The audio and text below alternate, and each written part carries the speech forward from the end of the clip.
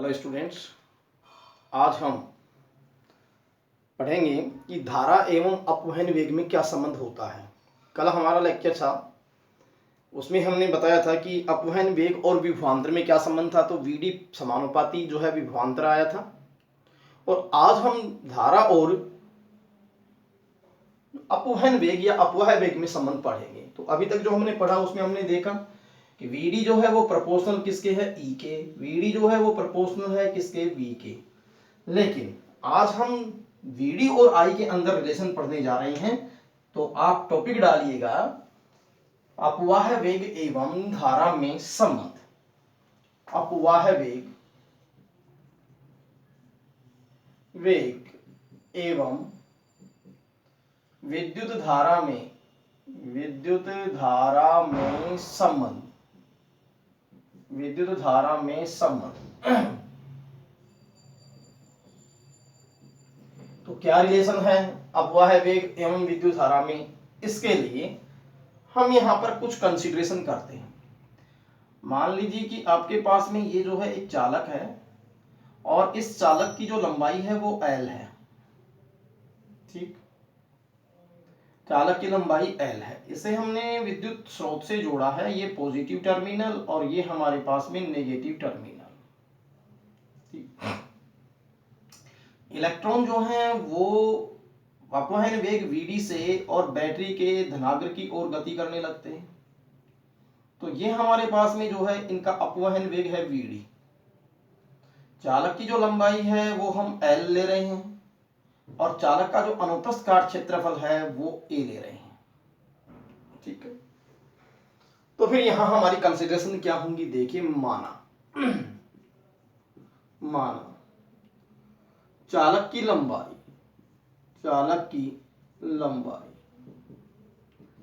ये हम लिख सकते हैं L। चालक का अनुप्रस्थ काट क्षेत्रफल this is equal to A। ठीक, चालक के प्रति इकाई आयतन में, चालक के प्रति इकाई आयतन में इलेक्ट्रॉनों की संख्या ये हमारे पास में है स्मॉल n संख्या, स्मॉल n। इलेक्ट्रॉनों का अपवहन वेग, इलेक्ट्रॉन का अपवहन या अपवाह वेग ये हमारे पास में है Vd। और इलेक्ट्रॉन पर आवेश का परिमाण, इलेक्ट्रॉन पर आवेश का परिमाण ये हमारे पास में है E। ठीक है, तो ये जो है कुछ हमारी जो है मान्यताएं हैं इस चालक के संदर्भ में। तो फिर अब हम इन मान्यताओं के बेस पर धारा और अपवहन वेग के मध्य संबंध स्थापित करेंगे। तो अगले वाली बात आती है चालक का आयतन। चालक का आयतन, तो चालक का आयतन निकालेंगे तो आयतन का फॉर्मूला होता है लंबाई गुणा में क्षेत्रफल। तो क्षेत्रफल गुणा दूरी या लंबाई गुणा में क्षेत्रफल, तो LA। ये बात जो है 9th लेवल पे आती है कि लंबाई को हम क्षेत्रफल से गुणा कर दें तो क्या बन जाता है, आयतन बन जाता है। अब प्रति इकाई, चालक के प्रति इकाई आयतन में इलेक्ट्रॉनों की संख्या n है, तो फिर इतने आयतन में कितने इलेक्ट्रॉन होंगे, तो इस n की गुणा उससे कर दी जाए। तो फिर हम आगे लिख सकते हैं चालक में इलेक्ट्रॉनों की संख्या, चालक में इलेक्ट्रॉनों की संख्या कितनी हुई, NaL या NLA, क्योंकि La आयतन है तो फिर NLA। ठीक, अब आपके पास में इस चालक के अंदर इतने इलेक्ट्रॉन मौजूद हैं, उसका आयतन आपके पास में La है तो एक इलेक्ट्रॉन पर यदि ई आवेश है तो फिर इतने इलेक्ट्रॉनों पर कितना आवेश होगा। तो इस NLA टर्म को किससे गुणा कर दें, ई से गुणा कर दें तो जो है आवेश आ जाएगा।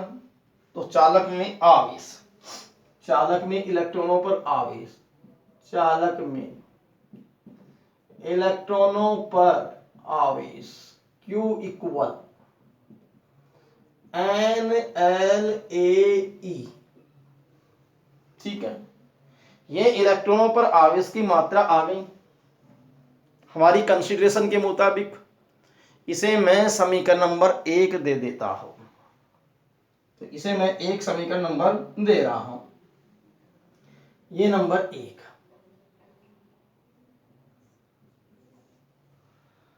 लेकिन इलेक्ट्रॉनों द्वारा चालक को पार करने में लिया गया समय, इलेक्ट्रॉनों द्वारा चालक को पार करने में, चालक को पार करने में लिया गया समय,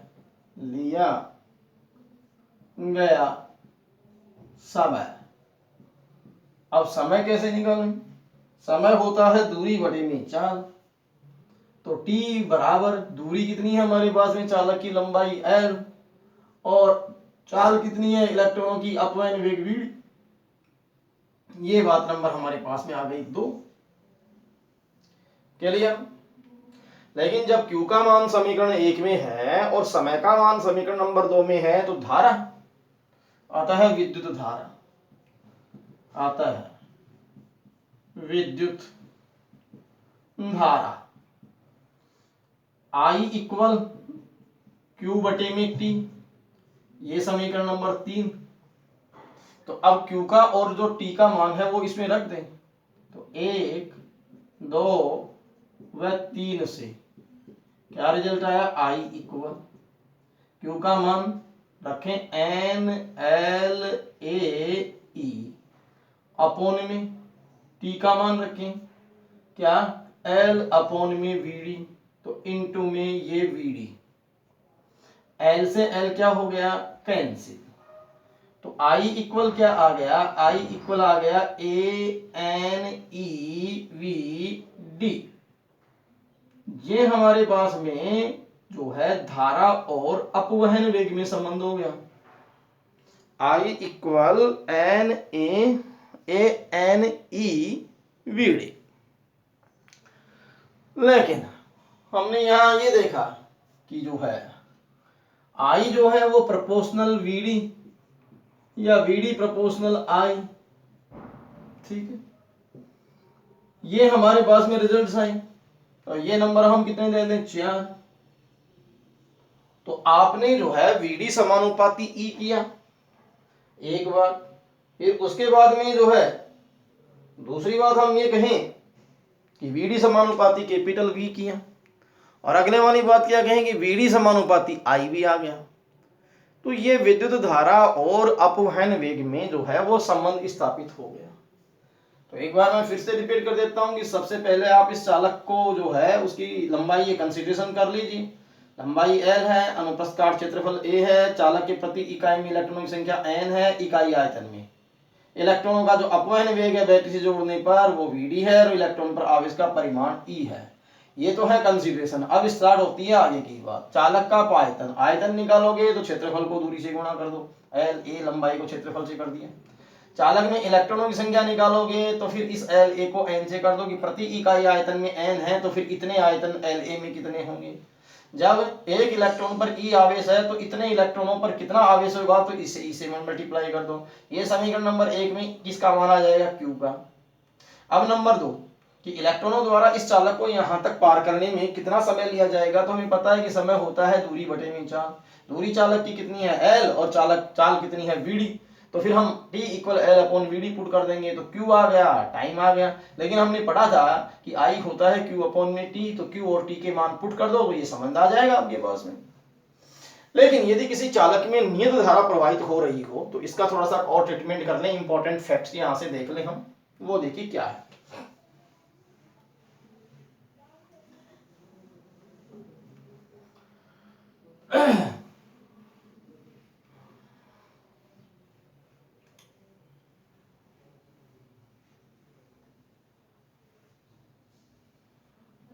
तो यहां से हम ये देखें कि यदि चालक में धारा नियत धारा आई प्रवाहित हो तब, यदि चालक में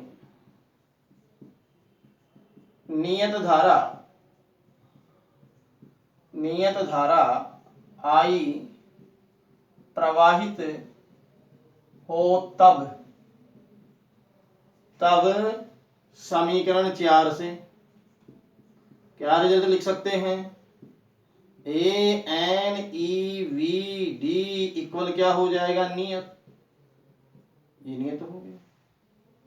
लेकिन हम किसी एक विशिष्ट चालक की बात करें, कोई एक चालक ले लें जिसमें किसी दिए गए चालक में के लिए एन नियत होगा। तो अतः किसी दिए गए हमें कोई ऐसे चालक की बात करते हैं, अतः किसी दिए गए चालक के लिए एन नियत है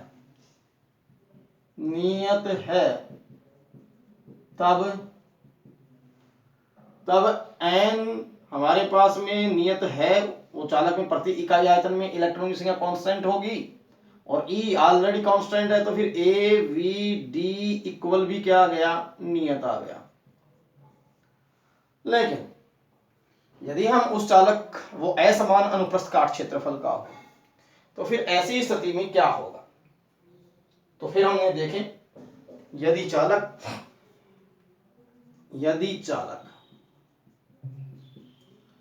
असमान अनुप्रस्थ काट क्षेत्रफल का है, तब नियत धारा प्रवाहित हो, तब नियत धारा प्रवाह के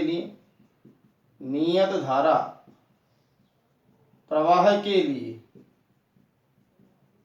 क्या लिख सकते हैं कि A1 VD1 बराबर A2 VD2। कहने का मतलब यहां आपके पास में जो है क्षेत्रफल बढ़ेगा तो अपवहन वेग कम हो जाएगा। और एग्जाम्पल, यहां आपके पास में क्षेत्रफल 3 है और अपवहन वेग जो है वो 4 है, तो दोनों की गुणा 4 तिया 12। लेकिन सपोज कीजिए हमने क्षेत्रफल A1 से 3 से कितना कर दिया? 4, तो अपवहन वेग को कितना होना पड़ेगा? 3, अगेन 4 तिया क्या हो जाएंगे? 12। इसका मतलब क्षेत्रफल बढ़ गया, तो फिर ऐसी स्थिति में अपवहन वेग क्या हो गया? अपवहन वेग कम हो गया। तो फिर ये चीज हमें जो है वो ध्यान रखनी चाहिए कि अपवाह चाल जो है वो कम काट क्षेत्रफल में अपवाह चाल अधिक होगी और अधिक काट क्षेत्रफल में अपवाह चाल कम होगी। तो फिर यहां हम कंडीशन कह सकते हैं, यदि A2 ग्रेटर देन A1 हो जाए, तब आप कह सकते हो कि V2 लेस देन हो जाएगा किससे? V1 से।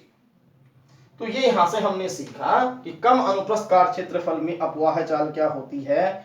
अधिक होती है। तो फिर इस डेरिवेशन से हम इस रिजल्ट पे पहुंच सकते हैं। तो ये फॉर्मूला आपको याद रखना चाहिए, ये टेस्ट फॉर्मूला है I इक्वल ANEVD, धारा एवं अपवहन वेग में संबंध। तो अब आप इसे जो है वो नोट कर लीजिएगा और हम एक और अगले वाले आर्टिकल पर आते हैं। तो फिर देखिए किस तरीके से हम उसको कर सकते हैं।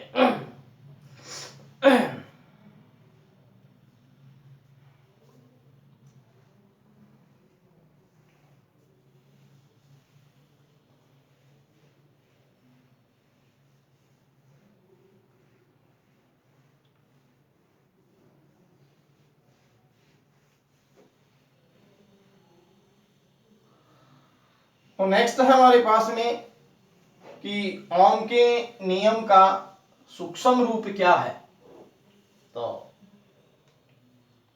यहां से हम हेडिंग डालेंगे। ओम के नियम की जो व्युत्पत्ति हम करने जा रहे हैं दोनों ही तरीके से, एक जो है वृहद रूप में और स्थूल रूप में, और एक हम सूक्ष्म रूप में। तो फिर यहां आपके पास में जो है टॉपिक है ओम के नियम का सूक्ष्म रूप। क्या कहता है ये नियम सूक्ष्म रूप? देखिए, हमने क्या पढ़ा, विद्युत धारा एवं अपवहन वेग में संबंध,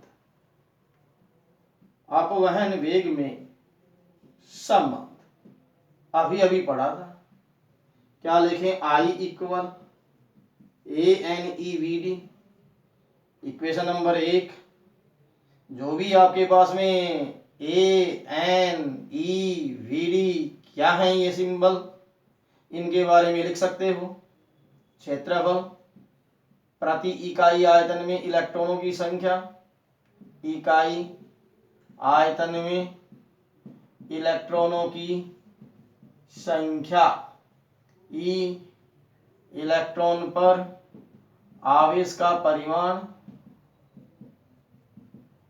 और वीडी अपवाह वेग।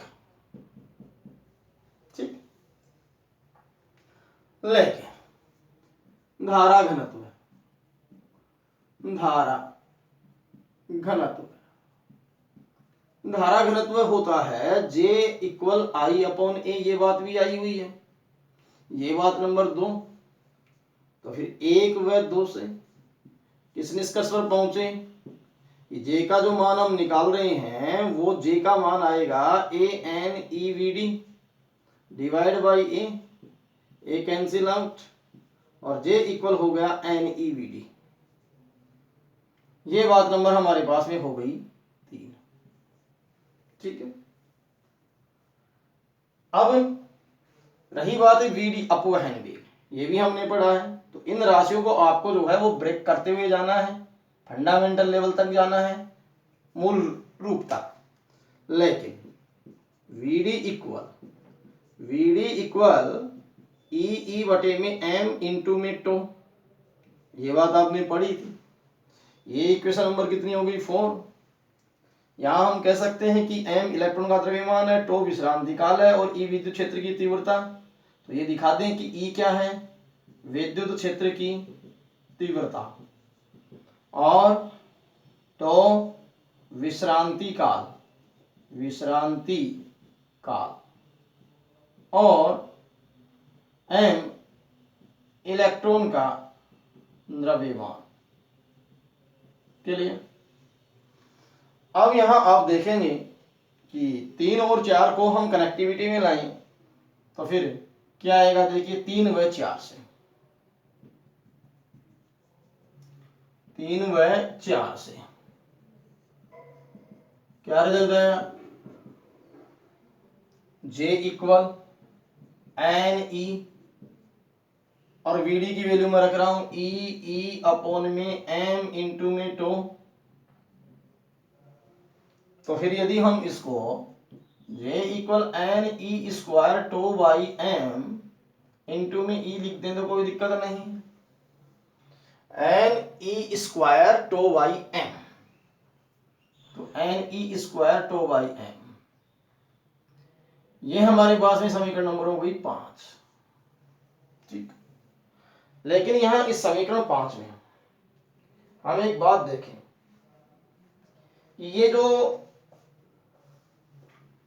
हमारे पास में राशि है NE स्क्वायर बाई टो, इसे हम चालक की चालकता कहते हैं। क्या कहते हैं? चालक की चालकता। तो फिर लेकिन चालक की चालकता, ये हमारे पास में कितनी होगी? सिग्मा बराबर NE² टो बाई m। ये नंबर कितनी हो गई हमारे पास में 6। तो अब ये हम 6 का मान 5 में रख दें तो 5 व 6 से 5 व 6 से ये रिजल्ट ऐसे लिखा जा सकता है J इक्वल सिग्मा E। ठीक है, ये रिजल्ट हमारे पास में J इक्वल सिग्मा E आ जाता है।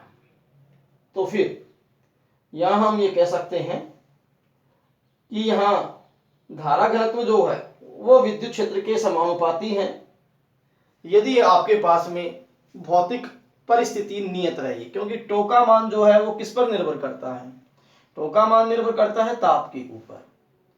तो यदि हम चालक की प्रकृति और चालक की भौतिक परिस्थितियां, ताप, दाब यदि आदि को हम क्या रखें, हम कांस्टेंट रखें, तो उस स्थिति में सिग्मा नियत हो जाएगा, सिग्मा नियत हो जाएगा। तो फिर हमारे पास में ये समीकरण नंबर 7 है। तो हम ये भी लिख सकते हैं कि J समानुपाती किसके, E का। यही आपके पास में ओम के नियम का सूक्ष्म रूप है। ठीक है, J किसके समानुपाती है, E के।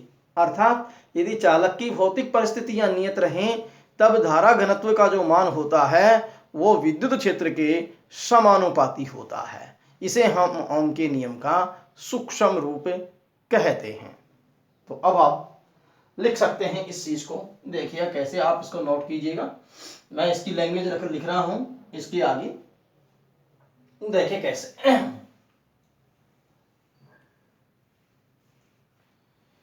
यहां आप देख रहे हैं कि सिग्मा जो है वो Ne² टो बाई m है, और इसी में मैंने कहा कि टो जो है वो ताप पर और प्रकृति पर निर्भर करता है। यदि हम ताप और प्रकृति नियत कर दें तो उस स्थिति में आपके पास में क्या सिग्मा क्या हो जाएगा, कांस्टेंट, और सिग्मा कांस्टेंट हो जाएगा तो जो जे किसके समानुपाती हो जाएगा, ई के समानुपाती हो जाएगा। आता है तो ओम के नियम के सूक्ष्म रूप कैसे परिभाषित करेंगे, देखिए आता है ओम के सूक्ष्म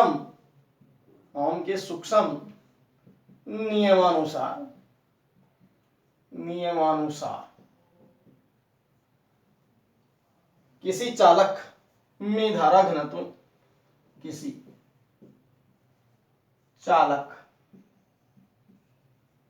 में धारा घनत्व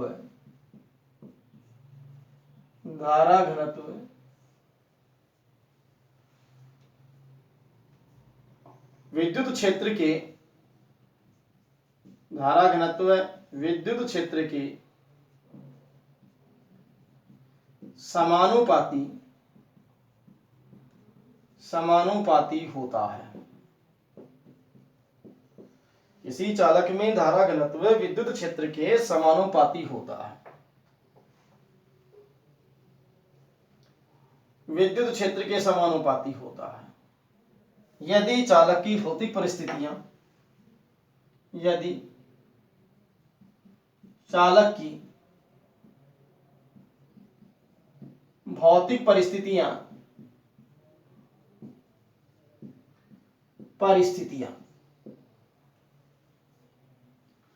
ताप, दाब, यांत्रिक सामर्थ्य आदि नियत रहें,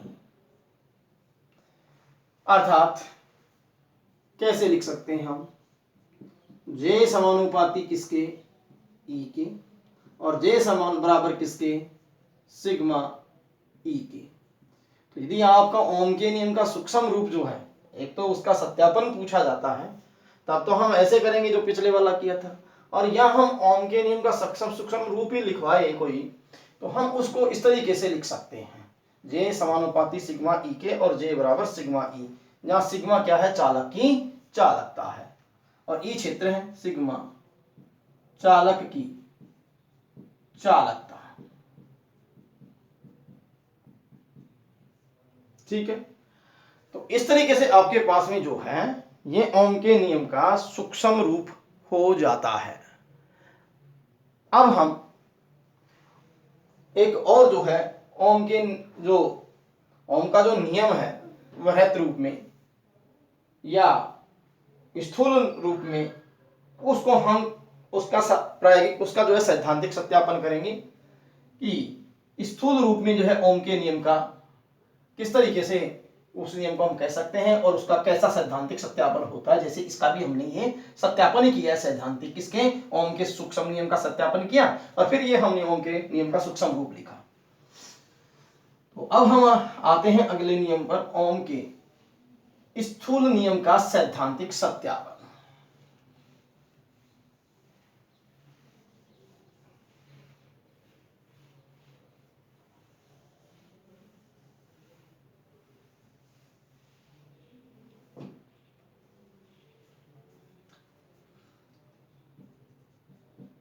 ओम के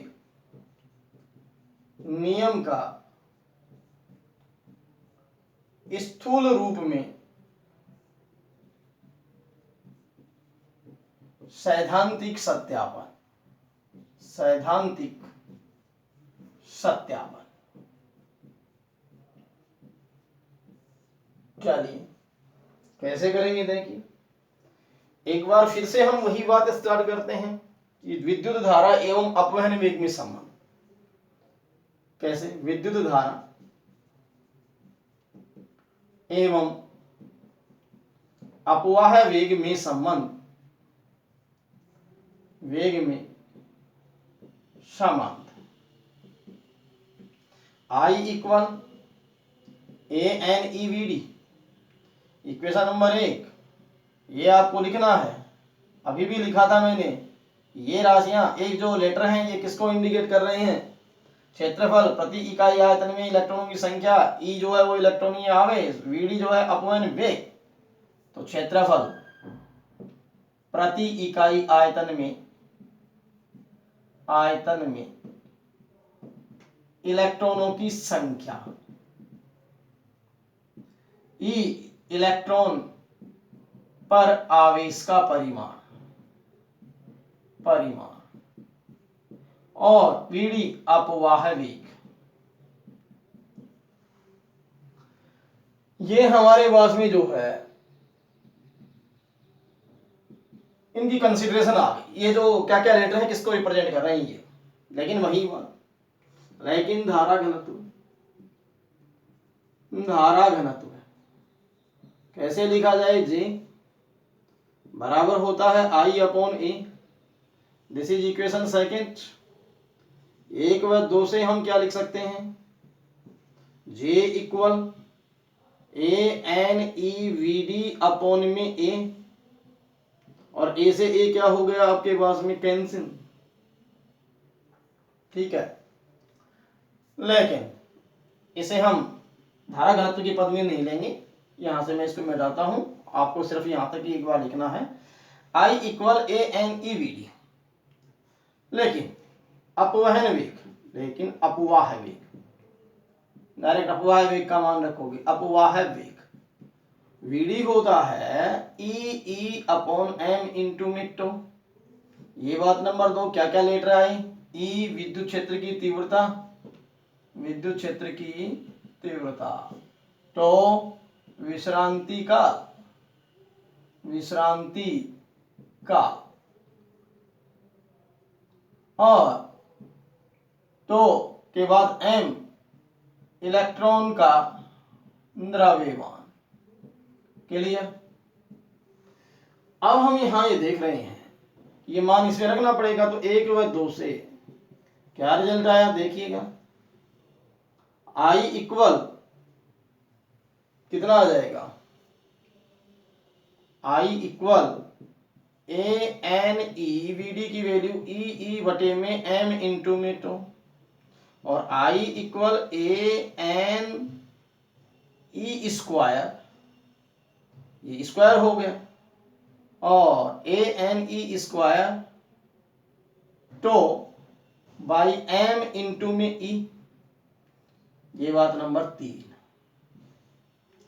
लेकिन हमने पता है कि विद्युत क्षेत्र की तीव्रता E जो होती है V अपॉन में L, तो V अपॉन में L, ये बात नंबर 4। तो V किसको रिप्रेजेंट कर रहा है?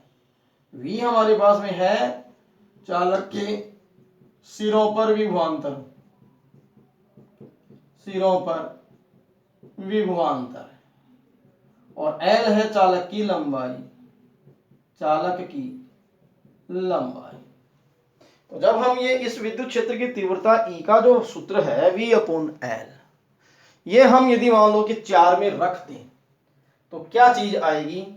तो 3 व 4 से हम इसको आगे करेंगे, ये मान इसमें रखेंगे और मान रख करके फिर आगे का रिजल्ट देखेंगे। तो आप एक बार यहाँ पे नोट कर लीजिए, अगले वाला जो पार्ट हम नेक्स्ट जो है लेक्चर में करेंगे। Thank you.